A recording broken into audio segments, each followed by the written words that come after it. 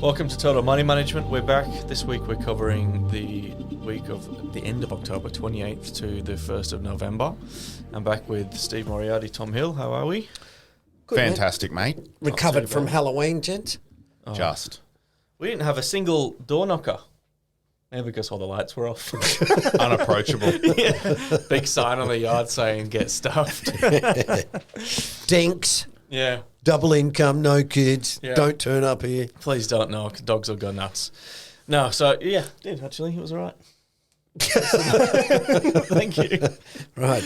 We're not relying on Jacob to have any children to save the population, which I think we're talking about at the end of the week. I think I did. Yes, demographics. Definitely not before And travel listen, Europe. Tom and I, we've kicked in. We've done our part. You really need to step up, mate. I promise you that I'll have at least 5 when I can afford Good them. man, good man. All right. Well, this week we're going to cover protecting some profits, mortgage murmurs, talk about housing a little bit. China is ill. We might cover that. Still turning Japanese. Thanks, Dan, for naming the last podcast. Hilarious. We're paying in dirt and talk a little bit more about bombs. But just to kick us off, once this podcast is released, the election in the US will be done and dusted. So we'll know whether it's Trump or Kamala Harris. So we're going to just cover that a little bit, take a few bets. If you have any questions about it, then we can talk about what that means when they're actually in government.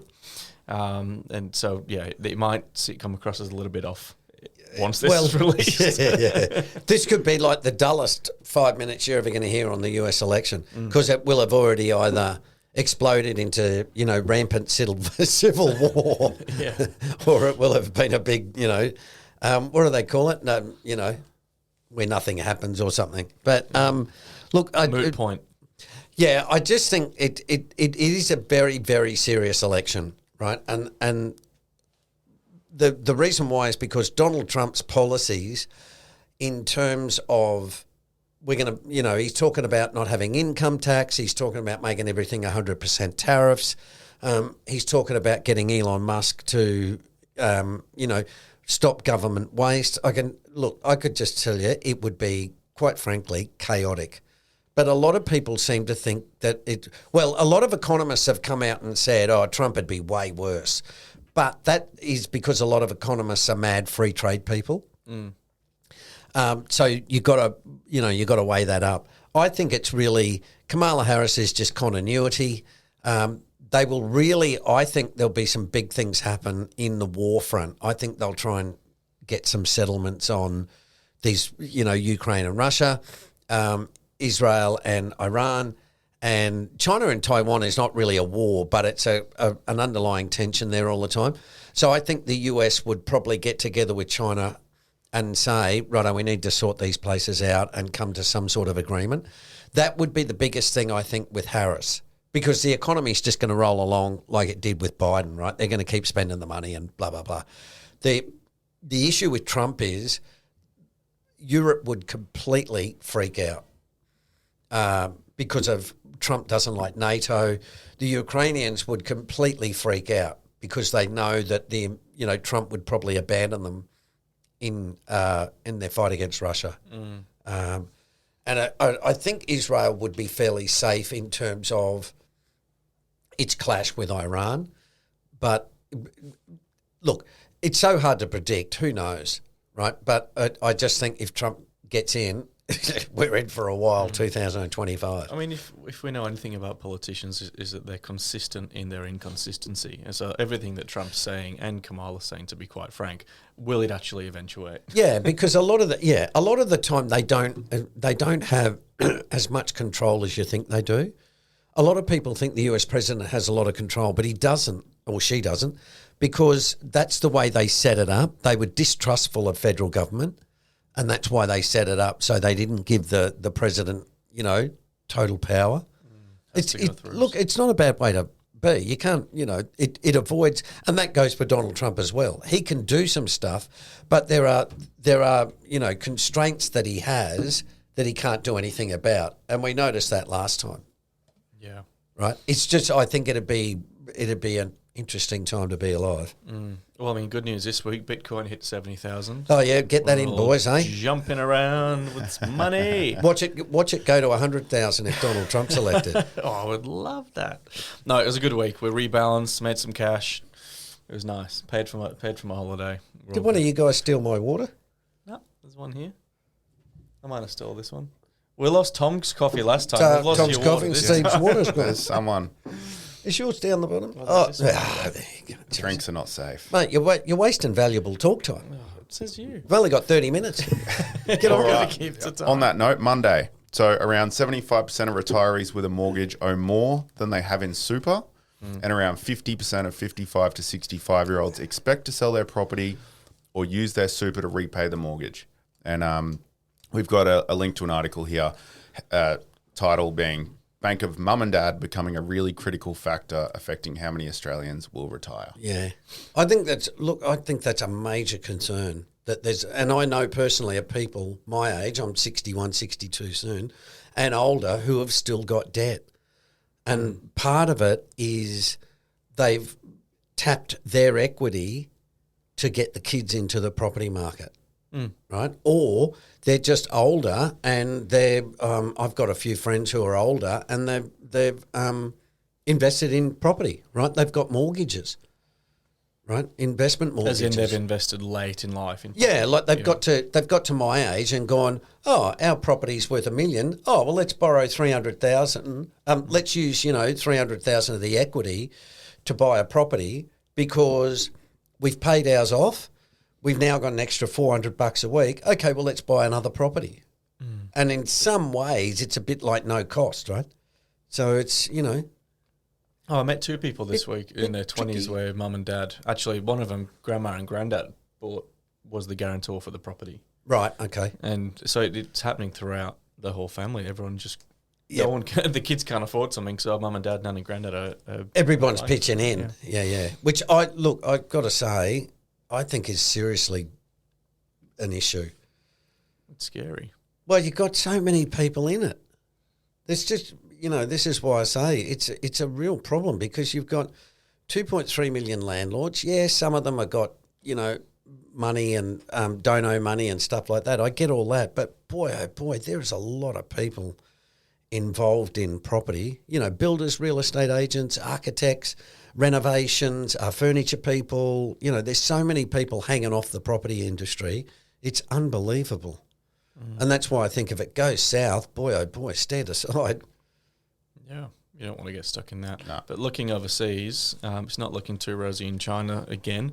So their industrial profits are plunging as economic momentum falters. And what's that talking to? Well, if you look at Wednesday as well, what I'm trying to point out there is that China's businesses are struggling because of overcapacity and because that's where the government's focused on, getting instead. The China's problem is they haven't got enough. They're not giving the workers enough money to raise their overall standard of living, right? And again, this is the model. What they do is they say, we need to restart the economy. Okay, well, let's give manufacturers more money to export more. But the problem with that is, as we've seen, is Europe is now saying, we don't want your EVs. We're going to put a 50% tariff on it, right? So the Americans won't allow it, right? So Brazil has said to China, we don't want your steel. We want our own steel. So you're getting this greater protectionism. When you do that, the Chinese can't just keep giving money to manufacturers to make 25 million cars a year when the market's 15, right? It just doesn't make any sense. So they can't rely on exports forever. Now, on top of that, you look at the property bubble on Wednesday, the Chinese real estate bubble's declining, right? And so you've got this double whammy where, again, things are just falling down completely. The only way you can really save that is by saying, right, let's give people a heap of money where they can go and buy stuff again, right? But the Chinese government don't want to do that because, as I've said before, Xi says, no, they'll all get fat and lazy like Westerners. No, don't do that. But this is where the internal constraints come in, where, you can, and we've seen this game before, right? Japan used this model. That's why it's gone nowhere for 30 years, right?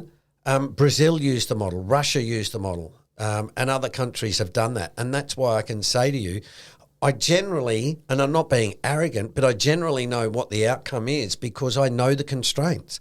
So it's not like you can just wave a wand and go, oh, we've got, millions of people in property debt. Oh, well, we'll just wipe it away, right?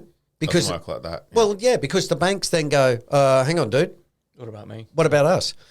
Well, you just can't, you can't wipe it away. So that's why the Japanese government stepped in and has huge budget deficits because what it's doing is substituting for a collapse, right? So in the GFC, the Americans said, oh, well, that's the way it happened. So everything went chaotic for 12 to 18 months, but then they got up again. In Japan, what they did was said, no, don't do that because it'll be an absolute cluster. You know what? We'll just keep the place afloat and pay it down over 40. So it's like having a mortgage and saying, all right, I throw it up and I lose 100 grand and I go and rent. Or what you do is you make the payment every week, but you've got no spare money. You just make the interest payments for So there's no growth, right? And that's what Japan chose. But they are the only two outcomes that you can choose because you've got so much debt. You can't just wave it away. Mm-hmm. And what I'm trying to say to people is China is going to spend a long time deciding whether they actually do it US style or do it Japanese style. Yep. That's why I say they're turning Japanese because the slow bleed or the slow put bleed, them out of their misery. And I think that's what China will do because that will probably result in less social uproar. Well, if you look at the chart, 2016 through to 2024, we're almost 10 years into it. Yeah, yeah. So it's not as if we're already there. Yeah, yeah. It's not as if you're going, oh, look, it's coming. Yeah. Thursday. Yep. Just talking about childcare workers. They're all getting paid more, right? Yeah, That's which is it great. Yeah. About 12,000 early childhood educators are set to lock in a 10% pay rise before Christmas. Awesome. With the finalisation of the first multi-employer bargaining application under the new government regime. Yeah. So that's awesome. I mean, for anyone who sends their kids to these places, everyone's forking out a ton. And these guys have a tough job. Yeah. But then, the thing here too, Tom, is the money's being made by the owners. Yes. Right, not the workers. 100%. And this is the major problem, right? When those people work there, don't have enough money, well, the economy's not going anywhere, right? But on the flip side too, as we were laughing about earlier, who wants to have children if your rent is through the roof, you can't afford a mortgage, and besides that, if you send your kids to childcare, it's $700 a week. Like you just look at it, and 2 kids. You'd look at it and go, why would I have kids? Bugger that. We'll just go to Europe every year and have fun. And I'm serious, because it's a really big problem, right? Because governments are standing around going, oh my God, how, what's wrong with these young people? Why won't they have children? It's like, mate, have a look at what they're getting into. I mean, it's just bloody awful. Why, as I say, you sit down with your wife or your partner and go, oh, let's work out what it would cost. You'd go, no, sorry. Well, that's the funny thing. I don't think many people sit down and go, let's work out how much it'd be to have a child. No. They usually go, oh, we're having a kid. We're having a kid now. Oops. But, the bigger picture here is this is happening in early childhood educators. But what we're expecting to see is more of this over the next decade or so where people are getting paid more because they're going to need to buy homes and to actually raise families in the first place anyway. Yeah. So nurses will be paid more, policemen, doctors, all those people. If you have a look at the infrastructure, and it's probably a bit boring, but what I'm trying to say to people is infrastructure everywhere is breaking, right? Sydney Water want to raise prices 50%. 100%. Because the infrastructure is breaking down, right?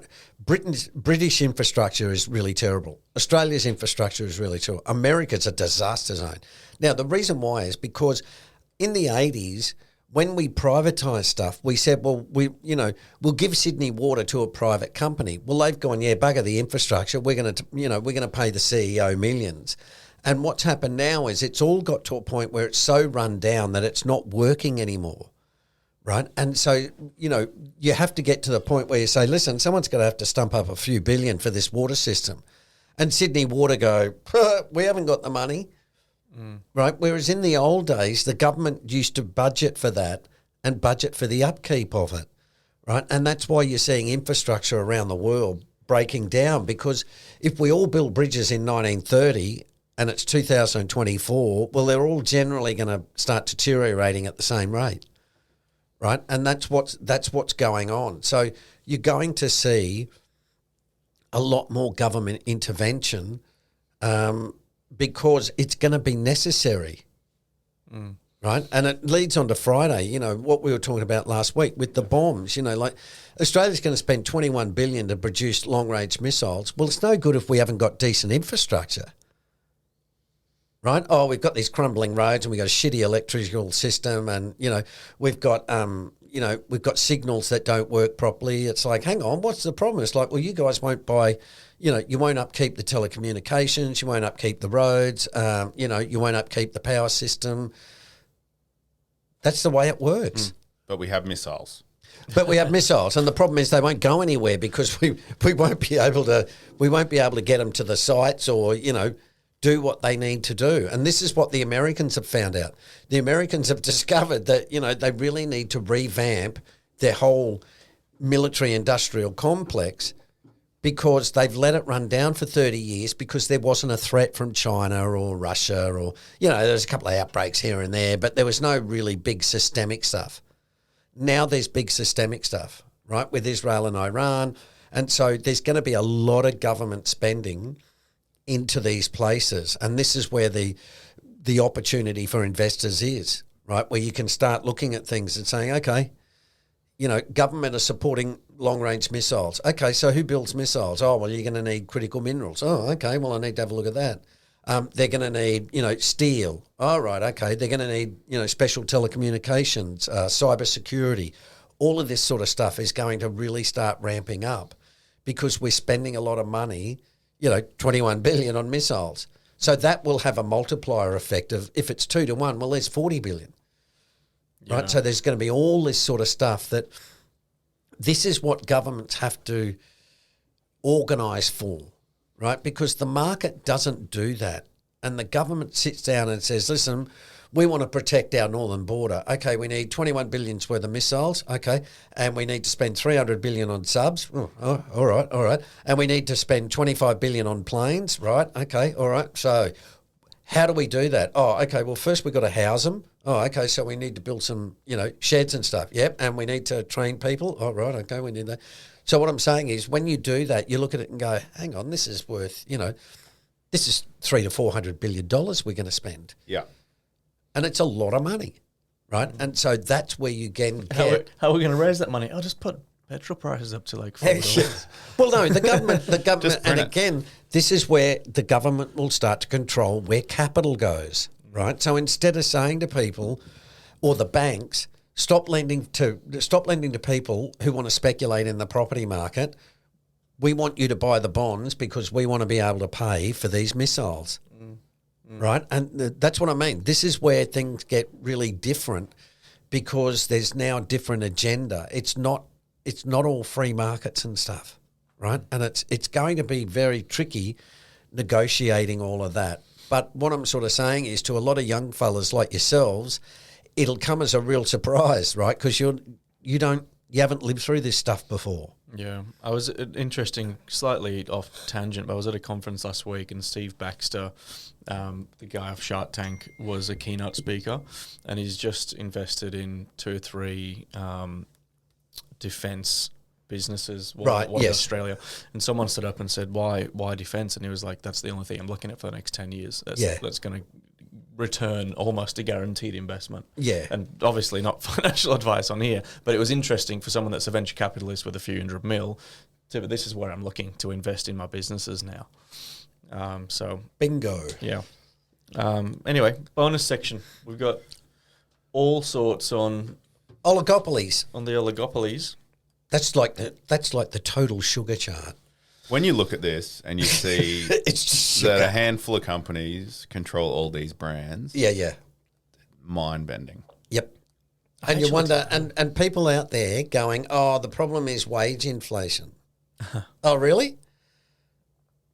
The problem's not wage inflation. The problem is these companies have got complete and total control of the market.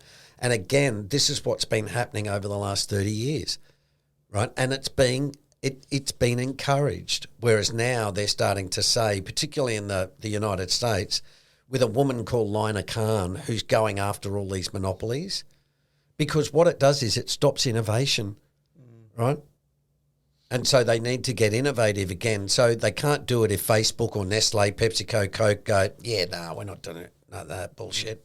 We're going to keep the same old stuff. So they need to break those up. That's why they're going after Google. Do you think it's possible, though? I mean, Yep, yeah. mate. Look, if the US government, they don't get it right all the time, right? And it's stupid if anyone thinks that. But when these big structural changes happen, part of it, Jacob, is you can't sit there in a silo and pretend to be different. And what I mean by that is there's a really fundamental point in investing, which is you can buy or you can sell, but you can't control the outcome, right? You can't tell everybody to, stump up and buy my place for $2 million because I bloody well need the money. You can't do that, right? So what I'm saying is once the forces are in place, which is at the moment is deglobalization, increased military spending, these things change the whole global dynamic.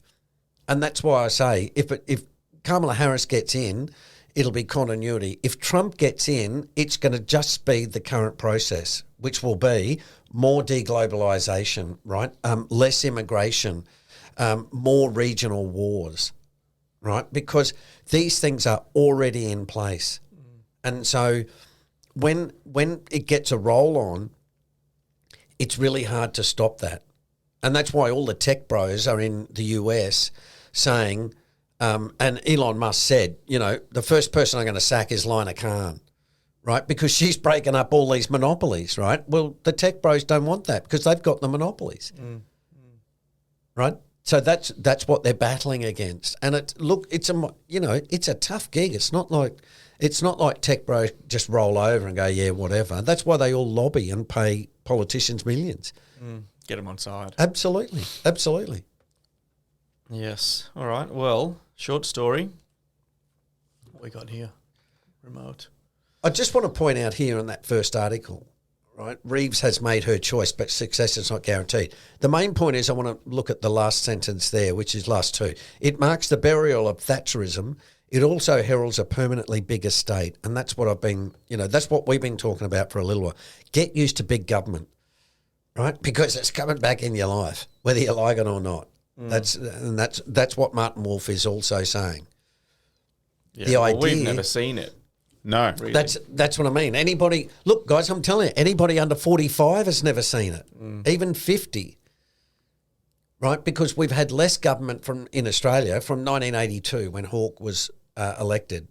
Well, that's 42 years ago. I'm 62 in February. Even me, it didn't kick off until I was 20. You don't really start thinking about economics till you're probably 25, 30, right? If you're into it. Otherwise, you never look at it Exactly. And that's what I mean. You look at it and say anybody under 55 is basically going, what the hell's going on? It's like, mate, this is the way it was when I was a kid, right? Mortgage rates were 13.5% frozen. There was no negotiation of, 11 or 14. It was 13.5, right? Hours were 9 to 5. Right, banks closed at 3. Like there was all these really, really hard regulations. But, we didn't look at it at that time and go, oh, this is outrageous. Banks should be open till 5 or, on an ATM. It's just how it was. It's just how it was. You just sort of went, yeah, righto, okay. I can't remember the last time I touched cash. Oh, neither. Right? I just... Yeah, usually the casino. Yeah. When we're losing. All right, and the rest of it is just covering birth rates are falling, UK births have fallen to the same level of deaths, which is terrifying. And And it all just ties into the fact that people can't afford to. Germany has more things. dogs than they have children under 10 years of age. Go figure. surprise They're eating the dogs. They're eating the cats. They're not having children.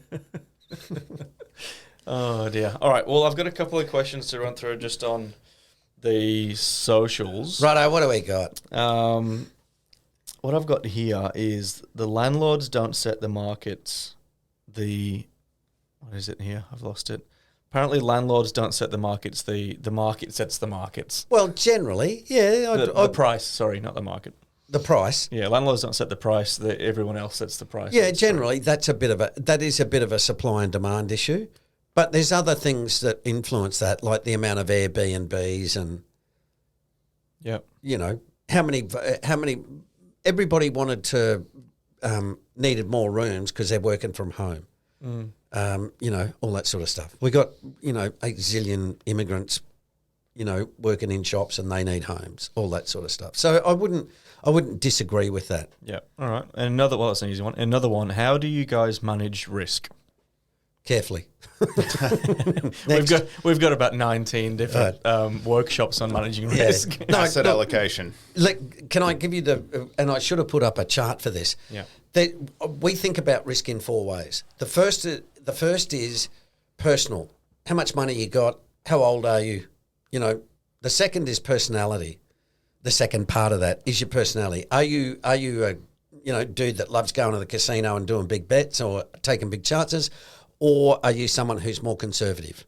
Right. So that's the first part. That's an internal thing. The second internal thing is market knowledge. How much do you know? Right. If you go and buy silver at the top, dude, best of luck. You don't know what you're doing. Right. So you need market knowledge. So those 2 things are things you can do something about. I'm going to go and get smart and, do a course or learn about finance, right?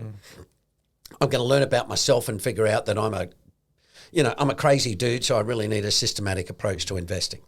Now, they're the internal stuff. The external stuff is market valuation. You can be the smartest guy in the room, but if you buy at the market cycles when it's at the peak, best of luck. Right, so you need to know about valuation, and we talked about that last week, right? And the fourth part is what we've developed is the risk hierarchy, right? Which is saying if I buy an index, I'm probably going to have a lot less risk than I am by buying an individual company, and there's a huge difference between those. So that's how you think about risk. You put them together and say, okay, do I know myself? Yep. Okay. Have I got a good handle on what I'm doing here? Yep, righto. Okay, how's the valuation? Oh, it looks reasonable. Okay, that's pretty good. All right, am I going to buy a bunch of stocks, or am I going to just say, oh, well, I'll just buy the energy ETF, right? Instead of trying to pick BP or Shell or whatever company you want, right? Good. But the key is focus on not losing money.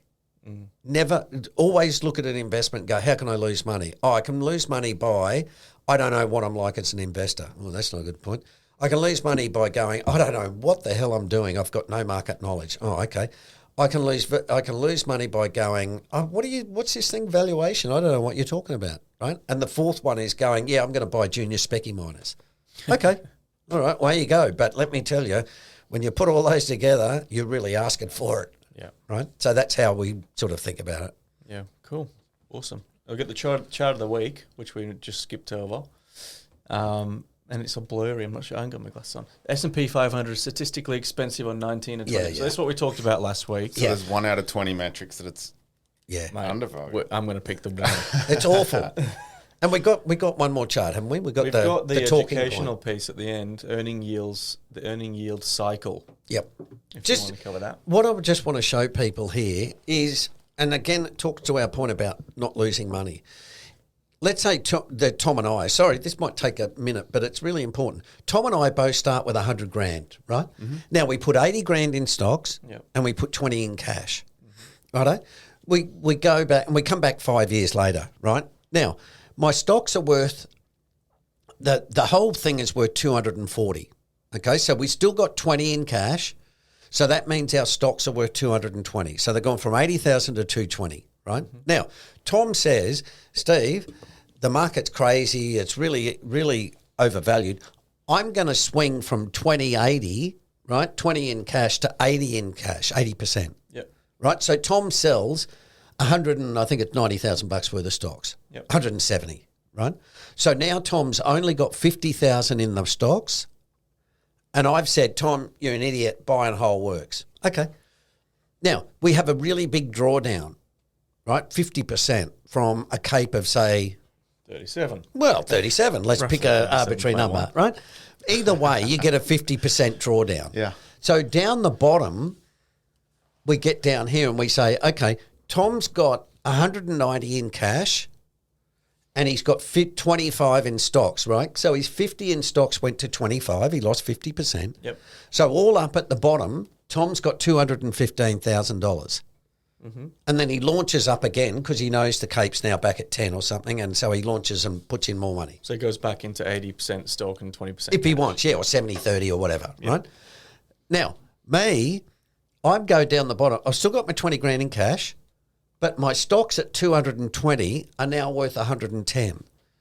So I've now got 130,000 down the bottom.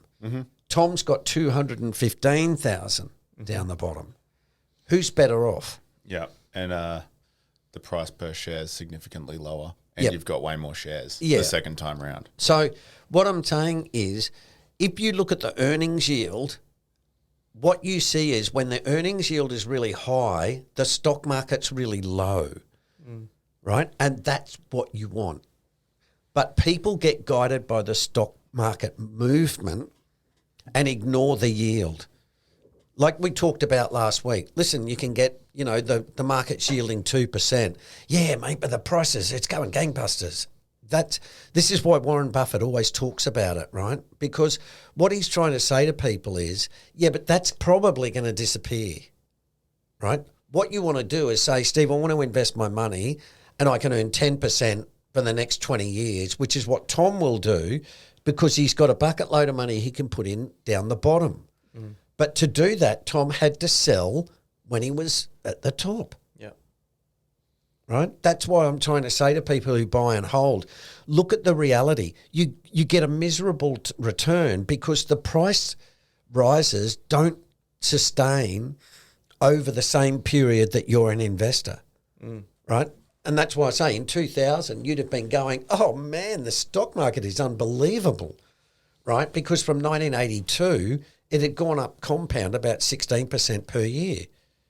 But then in 2003, you'd lost half of it. Yep. Then it went up again, doubled in 4 years. Then it went down 50% again.